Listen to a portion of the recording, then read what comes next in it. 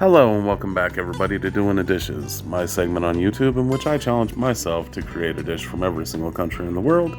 Today we're going to be making moussaka from Greece. Let's take a look at the ingredients. We need some milk, butter, eggs, nutmeg, some panko breadcrumbs, olive oil, of course garlic and onion, some eggplant. Then we got oregano, salt, pepper, sugar, bay leaves, cinnamon stick, some lamb, all-purpose flour, crushed tomatoes, tomato paste, some chicken stock, some beef stock, some beef base, and some Spanish hard cheese. Normally you would use caffelatiri cheese, but as I'm completely unable to find it, I just went with something that's kind of reminiscent of Parmesan, and also some red wine. I decided to first start by using my new mandolin to get some 1/8-inch slices of the eggplant for the first batch. And it went pretty well, but they did cook super quick, so you have to adjust your heating time. So here I'm just laying them out, and then we're going to heavily salt them on both sides. And then we'll let them sit for about 30 to 45 minutes, and it's going to sweat out the excess water that's inside of them. And then once they're starting to look super wet, just go ahead and put them on some paper towels and pat them all dry, trying to absorb as much as you possibly can. I went ahead and on some parchment paper, some olive oil, and I lined up these guys, and then I brushed some olive oil on the top of them as well. And for these thinner slices, I baked them at 350 for about 20 minutes. And of course, you know me, I always cheat whenever it comes to chopping up the onions.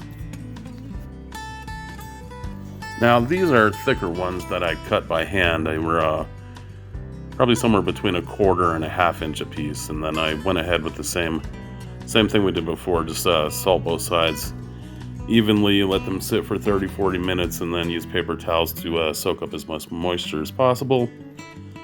These guys I did, since they're thicker, 350 degrees, about 25 minutes. Moving on, get some olive oil into a pan, get it nice and shimmering, and whenever it starts to get hot, go ahead and add in the lamb and the garlic and the onions. Start getting that up to temp. Then whenever it's mostly cooked, it's time to start adding the other stuff. We'll start with about 1/2 cup of red wine. Get that stirred in, bring it up to a boil, and just cooking off that alcohol. And now it's time to add the seasonings in, and some beef base, 1/2 can of crushed tomatoes, and some beef stock. Get that all stirred in, cover it and set it to the side. Then in a separate pan, we're going to start by making our roux for our bechamel sauce. So you start by melting 4 tablespoons of butter. And once that's melted, add about 5 tablespoons of flour. Stir that in until the flour is cooked, and then slowly incorporate your milk into it. About 2 cups worth altogether.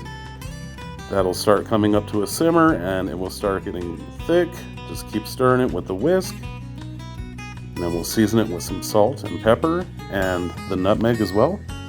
And then slowly add in small handfuls of your shredded cheese until you get a nice goopy consistency. Cut off the heat, set it to the side, put in 1 egg and 1 egg yolk, and stir it up. Now that we got both of our sauces and our eggplant all ready to go, it's time to layer it up. I started with a thick layer of the eggplants on the bottom, added the meat sauce, get it all in there, spread it nice and evenly, and then I added the rest of the thick pieces as well as some of the thinner pieces to the top. And then once you have all those in there, cover it with your bechamel sauce. You're going to want to put that into the oven at 350 for about 30 minutes. But before you do, I almost forgot, we need to add some crunchiness to the top. So we'll go ahead and do that before we slap it into the oven. When it comes out, we'll take a look at our beautiful masterpiece bubbling right before our very eyes, and go ahead and get it plated up, and definitely got to try a bite. Again, I just want to take a moment to thank each and every one of you for all your love and support on my videos. And if you haven't already, please hit that subscribe button. And let's go ahead and finish topping this off with some extra cheese that I kept to the side. A little bit of parsley. Time to dig in. Cheers, everybody.